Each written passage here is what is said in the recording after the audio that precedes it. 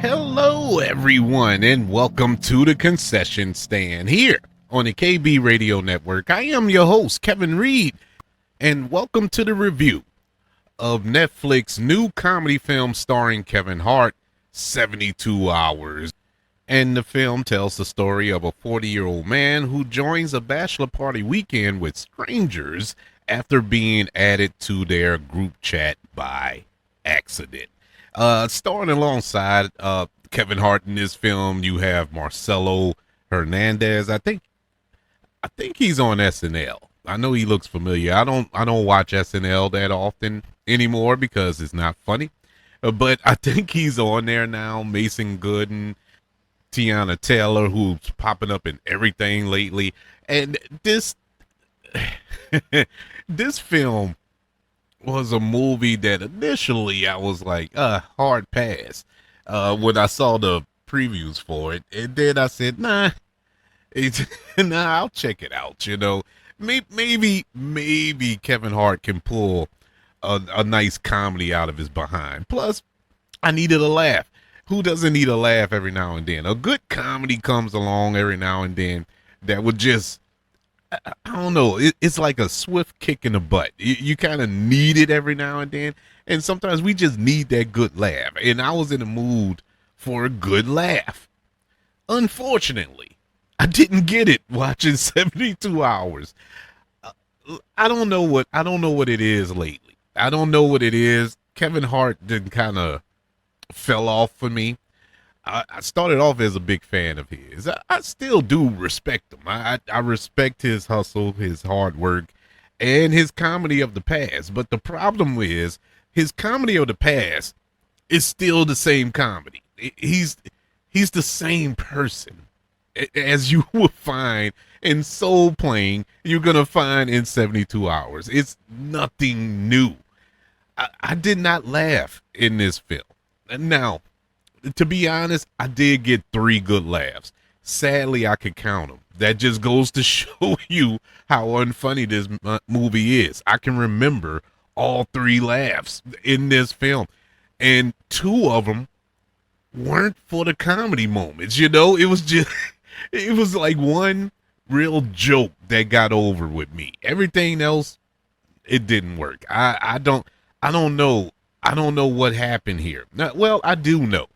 I take that back. I do know. This film was directed by Tim Story.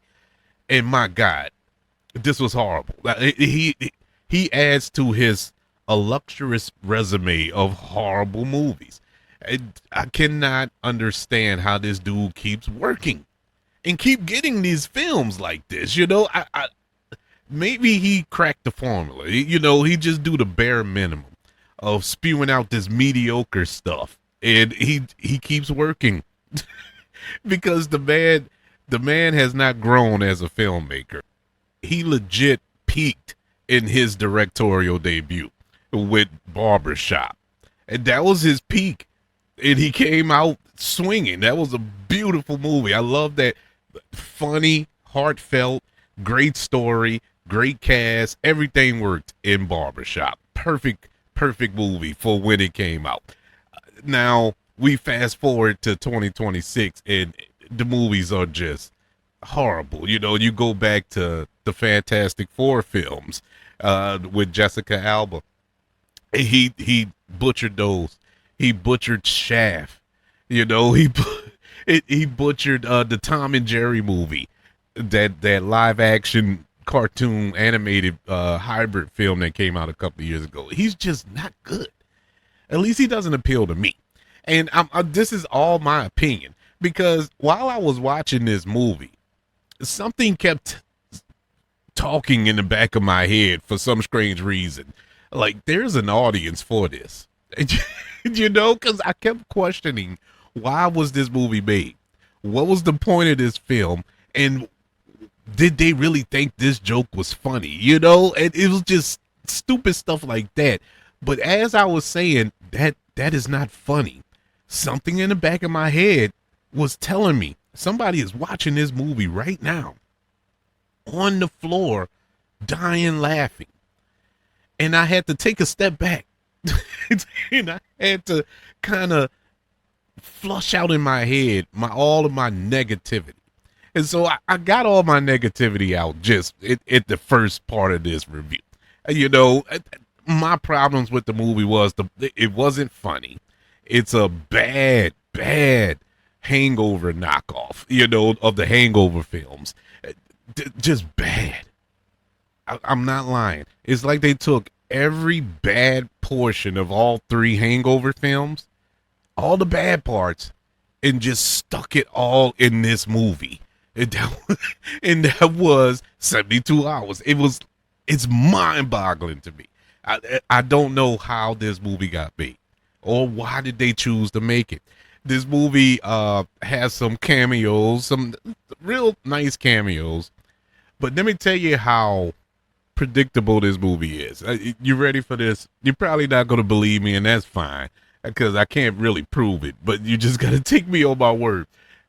This movie was so predictable. It started, and 5 minutes into the movie, I told myself, Cat Williams is going to be in this movie. I bet you any money Cat Williams pops up in this movie. And as sure as I'm black and my behind is pointed to the ground, he popped up in the movie, kind of putting a little stamp on the end of this Cat Williams Kevin Hart feud thing, you know, that started with the roast of a couple of months ago, and now it's really dead because they was in the movie, then they played off of their feud in real life and fought each other. I'm sitting there like, but this was so how did I know this? I'm not a prophet. So how did I call this shot? I should go get the lottery numbers tonight. I should just go pick out a ticket immediately after finishing up this episode and test my luck with that. I needed to work for that, not for this stupid movie. But anyways, the ending was predictable. The plot was, there was nothing about this movie that appeals. I'm sorry. There was a couple of moments of humor, and I mean a couple, and they were few and far between. The major offense in this film, there are running jokes throughout the movie, and they just don't know when to stop it. It was cringe when it first happened, and it got even cringier as the movie going. It's like they drug out the worst jokes just to beat it across your head. Like, this is supposed to be funny. See, this is supposed to be funny. It's who wrote this? I don't get this movie. I really don't. I will say this. It's not the worst movie I've ever seen, but my God, it is running a tight race in the bottom five. 72 Hours, which is currently on Netflix, gets a letter grade of an F. I don't know what to say. I don't have anything positive about this movie. This is the most Netflix movie I've ever seen in my life. This was born to be on Netflix. It was nothing. It was nothing. Actually, and I mean no disrespect to Tubi, but I've seen better Tubi movies than 72 Hours. Honest to God. My mind, I just can't. Part of me can't believe Kevin Hart made a movie this bad. Now, like I said, I've had my problems with Kevin Hart movies in the past. They feel kind of repetitive, but at least there is a sense of effort to put into it to make it kind of funny. Not here, not for this, not with this. Far and away, Kevin Hart's worst movie. That is not even close. But that's one man's opinion. I would like to know yours. I want your honest opinion about 72 Hours that is on Netflix. Let me know on our website. You can subscribe to our website where we drop episodes all the time, and you will be notified of those episodes. It's KBRadioNetwork.com. You can also subscribe to the KB Radio Network channel on YouTube and like this video while you're there. Don't forget about the 5 stars, the reviews, and sharing this show. If you're listening on Apple Podcasts, Spotify, iHeartRadio, wherever you are currently listening to the concession stand here on the KB Radio Network. Everybody, thank you for joining me for this review of 72 2 hours. I want you all to know that I love you. Continue to love everyone. And until we speak again, you all be blessed.